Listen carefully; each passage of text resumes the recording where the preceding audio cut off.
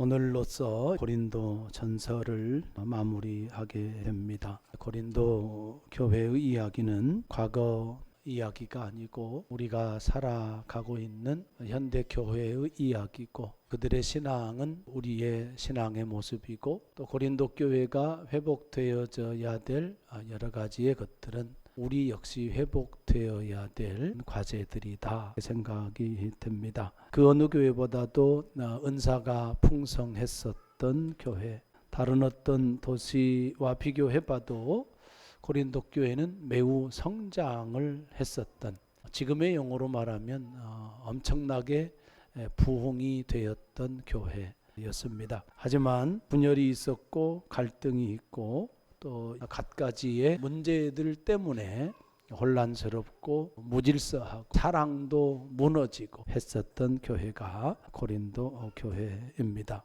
바울은 그러한 것들을 주시하면서 조목조목 교회를 다시 회복하기 위해서 권면하고 있는 그 편지가 바로 고린도 전서입니다. 그 교회를 세우는 길이 뭔가, 편지를 마무리하면서 끝인사를 하고 있는데 단순한 인사에 그치지 않고 복음의 본질을 다시금 새기게 하는 마지막 메시지다. 그것은 바로 교회가 예수 그리스도 안에 있어야 한다. 이것을 마지막으로 강조하면서 편지를 마무리하고 있습니다. 먼저 아시아의 교회들이 너희에게 문안한다, 이렇게 시작을 합니다. 요한계시록에 보면 소아시아의 교회 7교회가 나오잖아요. 또 갈라디아 지역들의 교회도 포함될 수도 있겠다 싶습니다. 중요한 것은 사도 바울이 지금 에베소 교회에 머물러 있어서 목회를 하고 있는 가운데 있습니다. 아시아의 교회들, 그렇게 이야기를 하면 에베소 교회를 중심으로 한 여러 교회들, 그렇게 생각을 하면 될 것 같습니다. 그 교회들이 고린도 교회에게 문안 인사를 하고 있다. 동일한 예수 그리스도의 복음으로 세워졌고, 비록 지역적으로는 다르지만 한 몸인 교회로서 고린도 교회의 상황에 대해서 문제인식도 하고 관심을 갖고 고린도 교회를 사랑하는 마음으로 기도도 하고, 그런 측면에서 고린도 교회에 문안 인사를 하고 있다 하는 점입니다. 예수 그리스도 안에서 연결되어 있어서 교회의 문제에 대해서 관심을 갖고 사랑하고 교회가 참 평화롭고 아름답게 세워지기를 바라는 마음으로 안부를 전하고 있다 하는 겁니다. 그 다음에 아굴라와 브리스가와 그 집에 있는 교회가 주 안에서 너희에게 간절히 문안한다.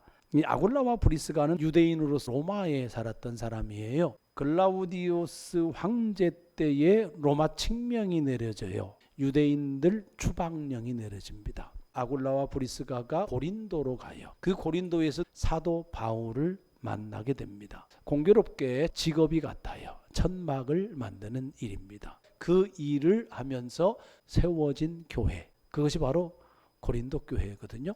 사도 바울이 고린도 지역에서 선교를 할 때에 최초의 동역자 아굴라와 브리스길라 부부가 되어집니다. 고린도 지역에서도 이들 부부는 선교의 기지처 역할을 할 수 있도록 그 집을 내어줬단 말이에요. 그렇다고 본다면 아굴라와 브리스가가 사도 바울과 함께 에베소에 머물고 있는데 고린도 교회 개척 멤버로서 누구보다도 아픈 마음을 가지고 회복되어야 돼라고 하는 기대와 소망을 가지고 고린도 교회를 향한 관심과 기도와 사랑의 마음을 품고 있었던 사람이 브리스기라와 아굴라다. 그리고 그 집에 있는 교회, 에베소 지역에서도 가정교회가 설립이 되어져 있는데 그 교회에게 집을 내어준 사람이 아굴라와 브리스길라였다 하는 겁니다. 고린도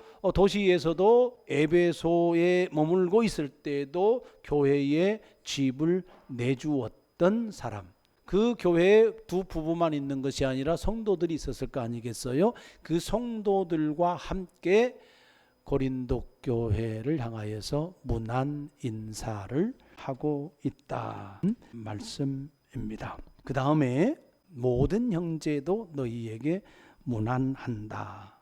이 모든 형제들은 누구겠습니까? 사도 바울과 함께하는 어떤 성도들이 되겠죠. 비록 성경에 이름이 기록되어져 있지는 않지만 고린도 교회를 향하여서 함께 기도하고 고린도 교회와 주 안에서 연결되어져 있는 성도들, 그들도 역시 고린도 교회를 향하여 문안 인사를 하고 있다 하는 겁니다. 사도 바울이 자기뿐만 아니라 아시아의 교회들이, 특별히 아굴라와 브리스가 그 집에 있는 교회, 이름은 없지만 모든 형제들이 고린도 교회를 향하여서 기도하고 있고 사랑하고 있고 건강하게 세워지기를 바라고 있어요. 근데 왜 그렇게 해요? 교회이기 때문에 주 예수 그리스도와 연결되어져서 하나인 교회이기 때문에 이렇게 문안을 하고 있다라고 하는 말씀이에요. 그러면서 20절 후반에 너희는 고린도 교회 성도들을 말하는 거죠. 거룩하게 입맞춤으로 서로 문안하라. 예수 그리스도와 연결되어져 있는 한 몸인 교회이기 때문에 다툼이 있어도 갈등이 있어도 분쟁이 있어도 우상 숭배를 해도 부자가 있어도 가난한 사람이 있어도 차별이 있어도 뭐 하라는 거예요? 거룩한 입맞춤으로 서로 문안하라. 그렇게 말씀을 합니다. 거룩한 입맞춤으로 다른 의도를 가지지 말고 다른 사적인 감정을 가지지 말고 서로가 어떤 이익을 추구하지 말고 예수 그리스도와 연결되어져 있는 성도로서 그냥 교제하라. 안부를 물어야 된다는 거예요. 그게 교회예요. 요즘에 안부 묻기조차도 혹시 개인의 프라이버시를 침해할까봐 약간은 좀 망설이는 시대가 된단 말이에요. 그 정도로 개인화돼 있단 말입니다. 교회의 성격은 공동체예요. 이 공동체성을 상실하면 안 되는 거예요. 그런 측면에서 문안하라, 인사해라, 안부를 물어라, 서로 돌아봐라, 서로 긴밀한 관계를 유지하라 라고 하는 겁니다. 아픔도 기쁨도 슬픔도 즐거움도 예수 그리스도 안에서 함께 나누어야 된다. 예수 그리스도 안에서 관심을 보이고 사랑을 해야 된다 라고 하는 거예요. 그런 측면에서 보면 우리의 삶들을 오픈하는 게 얼마나 중요한지 몰라요. 여러분의 삶을 오픈을 해서 기도를 부탁을 하고 좀 격려를 하고 살아가요. 차단하는 경우들이 많거든요. 반성해야 될 필요가 있고 더 나아가서는 회개해야 될 그런 지점들이에요. 나를 자꾸만 울타리를 치는 거, 내 경계선을 분명히 하고 그 경계벽을 치는 거, 목사도 못 들어가고 권사도 못 들어가고 서로 집사들끼리도 못 들어가고 성도들끼리도 그 벽은 허물지를 못해. 그것은 교회의 기본적인 공동체성을 약화시키는 거예요. 어떤 측면에서든 문안할 수 있어야 돼요. 안부를 물어야 되고요. 권면할 수 있어야 되고요. 위로할 수 있어야 되고요. 돌아볼 수 있어야 되는 거예요. 그걸 지향해야 된다. 자, 두 번째, 나 바울은 친필로 문안한다. 편지를 사도 바울이 많이 쓰지만 다른 사람을 통해서 대서하는 경우도 있고 다른 사람을 통해서 편지를 발송하는 경우도 있어요. 그런데 그러니까 사도 바울이 시력이 약해서 대서하는 게 편했을 거란 말이에요. 그런데 친필로 썼다고 하는 것을 강조하는 그 의미는 사도 바울의 사도권을 인정하지 않는 그 사람들을 향하여서 나다 그걸 선언하는 거죠. 사도의 권위를 인식시켜 주기 위함인 것이고 너희들을 정말로 아끼고 사랑해 라고 하는 진심을 전달하고 있는 거예요. 그것이 친필의 의미입니다. 그러면서 21절에 만일 누구든지 주를 사랑하지 아니하면 저주를 받을지어다. 사도 바울의 입에서 저주라는 표현이 나옵니다. 그 전제가 뭐예요? 주를 사랑하지 않으면 단호하게 선언합니다. 주님을 사랑하는 것을 강조하고 있는 거예요. 편지를 마무리하면서 신앙의 본질을 강조하고 있는 거예요. 주님을 사랑하는 것, 이것이 교회의 본질인 거예요. 은사가 아무리 크고 은사가 아무리 뛰어나도 여러 가지의 은사를 아무리 받고 아무리 봉사를 열심히 해도 아무리 헌신을 많이 한다 할지라도 주님과 사랑의 관계가 아니라면 아무것도 아니다. 그 말을 다시 하고 있는 거예요. 사랑, 교회의 본질은 사랑인 거예요. 복음의 본질은 하나님의 사랑인 거예요. 우리 크리스찬의 본질은 뭐가 돼야 되냐면 사랑이어야 돼요. 우리의 정체성은 사랑이어야 되는 거죠. 똑똑하면 뭐예요? 재능 기부를 아무리 많이 한다고 해도 사랑 없는 재능 기부는 아무 소용이 없는 거예요. 자식 교육을 잘해서 성공하고 세상에서 존경을 받고 해도 그 안에 사랑이 없다고 한다면 그 부모 배신할 거 아니에요. 소용없는 거죠. 아무리 부자라면 뭐 하겠습니까? 사랑이 없으면 그 돈 때문에 다툼 벌이고 싸울 거 아니겠습니까? 여러분, 그리스도인의 정체성의 본질은 사랑이어야 된다라고 하는 거예요. 그런데 사랑하기가 쉽지 않잖아요. 사랑은 거저되는 것이 아니라 사랑의 기술이 필요하고 사랑의 지혜가 분별력이 필요한 거거든요. 어떤 행위에 대해서 하나님의 말씀으로 통찰하지 아니하면 사랑조차도 하기 힘든단 말이에요. 제가 여기서 강조하는 것은 신앙의 본질, 교회의 본질, 크리스찬의 본질은 사랑이다. 그 이야기는 인간관계를 대할 때 우리가 기본이 사랑해야 된다. 어떤 선택을 해야 될 때 이것 저것 선택할 때 우리가 실수할 수 있어요. 그럼에도 불구하고 본질은 뭐 해야 된다? 사랑해야 된다. 동기가 사랑해야 돼요. 마무리도 사랑해야 되는, 결과도 사랑해야 된다는 겁니다. 동기가 사랑에 의한 선택이어야 되고 결과가 비록 좋지 않다 할지라도 결과가 또 뭘로 마무리가 돼야 되는 거예요? 사랑으로 마무리를 지어야 되는 거예요. 그 다음 말씀, 뜬금없이 사도 바울이 요한계시록에서나 볼 수 있는 말씀을 던져요. 우리 주여 오시옵소서, 마라나타 하잖아요. 사도 바울의 신앙은요, 재림신앙에 초점을 맞추고 있습니다. 사도 바울이 고린도 교회에 편지를 썼을 때하고 사도 요한이 요한계시록을 썼을 때하고는 시간차가 한 많게는 25년 정도 납니다. 사도 요한은 당연히 환상을 통하여서 하나님께서 주시는 계시의 말씀을 기록을 했지만 사도 바울은 그런 내용이 별로 없어요. 그런데 사도 바울의 입에서 주 예수여 어서 오시옵소서 이 말씀을 기록해요. 그것은 뭐예요? 사도 바울이 재림을 소망하고 있다, 그 말이에요. 주님을 사랑하는 것과 재림과 연결되어져 있는 것을 확인이 되고 있어요. 누구든지 주를 사랑하지 아니하면 저주를 받을지어다, 이렇게 얘기를 해요. 그건 주님을 사랑하라는 이야기죠. 주님을 사랑하면서 주 예수여 오시옵소서 재림을 기다리라는 말씀인 거죠. 예수님을 사랑하는 것은 재림신앙과 연결이 되어진다. 오늘날 우리가 생각해 봐야 될 교회가 저는 라오디게아 교회라고 생각이 되어집니다. 차갑지도 않고 뜨겁지도 않았던 교회, 돈이 많았던 부유했었던 도시에 살고 있었던 교회들, 그 교인들 부족함이 없잖아요. 친로마 안에 붙어서 먹고 살기에 부족함이 없었던 그런 지역에 살고 있었던 성도들이 라오디게아 교회란 말이에요. 그러니까 신앙도 뜨뜻미지근 교회인지 아닌지 구분이 잘 안 가는 거죠. 신앙인인지 신앙인이 아닌지 잘 구분이 가지 않는다, 그 말이에요. 주님이 그들을 토해버리겠다 이야기를 합니다. 주님을 향한 사랑의 열정을 회복해야 됩니다.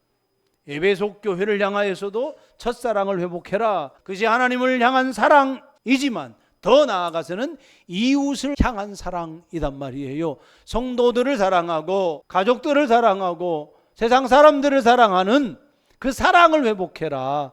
그러면 사랑하는 것이 우리의 사명인 거죠. 주님을 사랑하는 것이 우리의 사명인 거고 본질을 회복하는 건 사명으로 되는 거고 또 더 나아가서 성도들을 사랑하고 관계를 맺고 살아가는 사람들을 사랑하는 것, 그건 또 사명이 되어지는 거잖아요. 그것뿐이겠습니까? 사랑한다는 게 뭐지? 라고 했을 때 복음을 증언하며 사는 것, 그게 이웃을 사랑하는 거죠.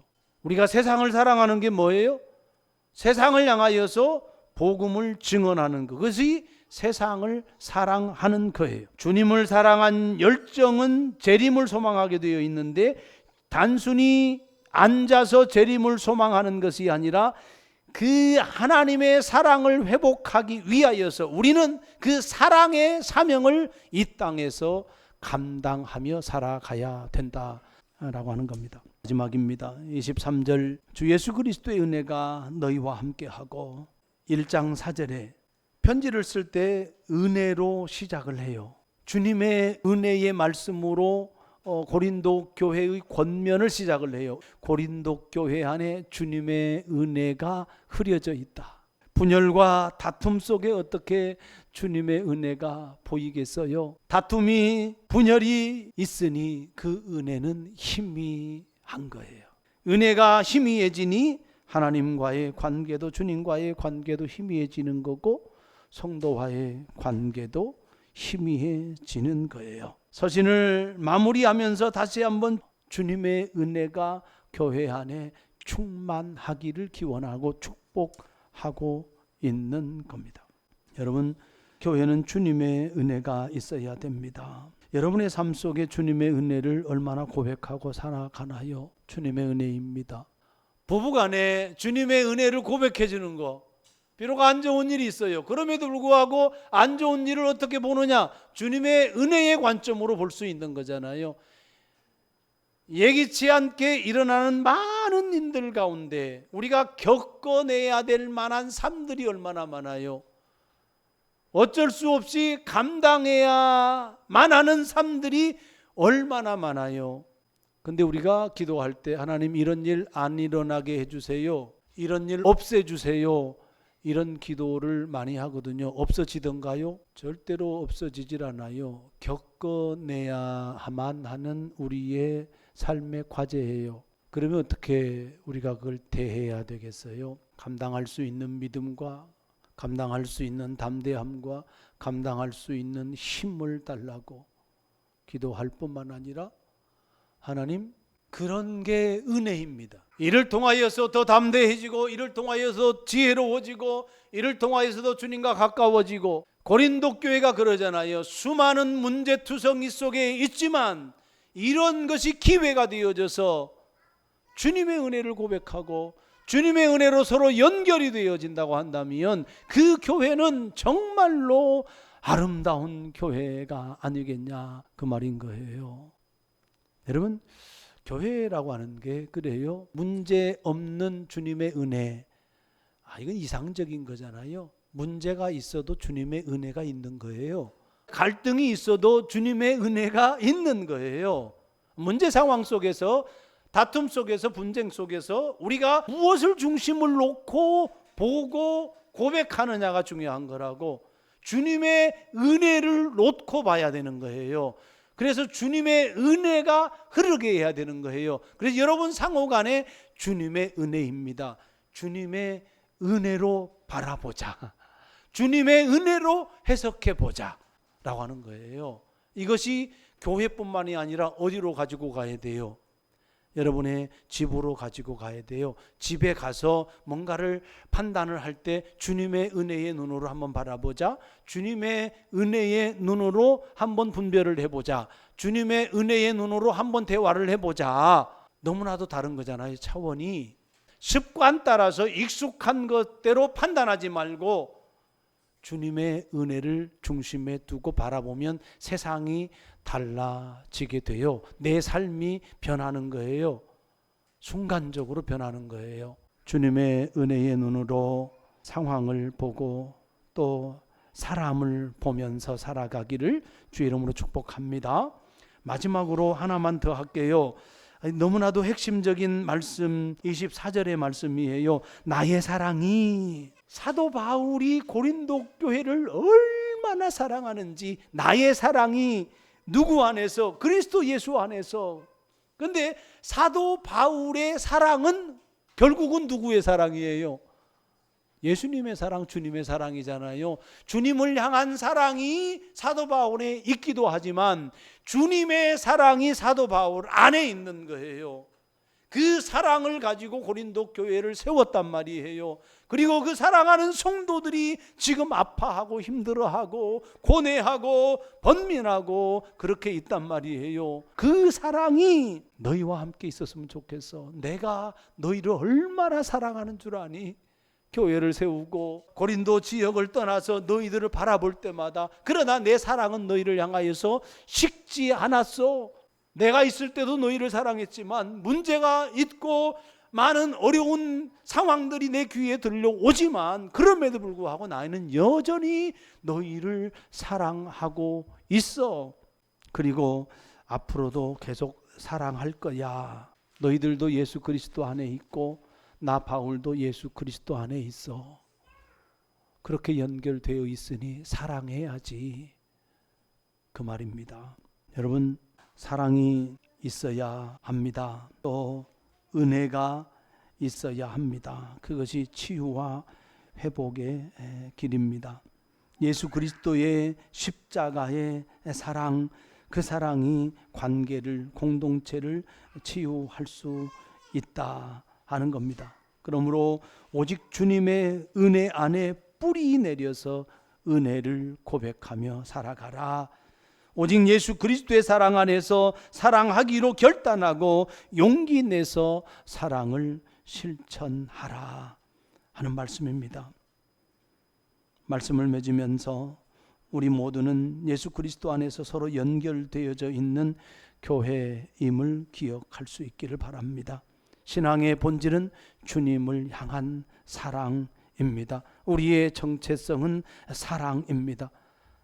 그 사랑의 열정을 회복하고 주님을 기다리면서 우리에게 주어진 사명을 감당하기를 바라고 우리 모두가 주 예수 그리스도의 은혜로 성도들을 축복하고 가족들을 축복하고 사도 바울처럼 예수 그리스도의 사랑 안에서 우리 성도들을 사랑하고 그리고 우리의 가족들을 사랑하고 우리가 만나는 사람들을 사랑하는 그런 삶을 통하여서 진정한 치유와 회복을 경험하고 진정한 하나님의 평강을 경험하는 귀한 은혜 누리며 살아가기를 주의 이름으로 축복합니다.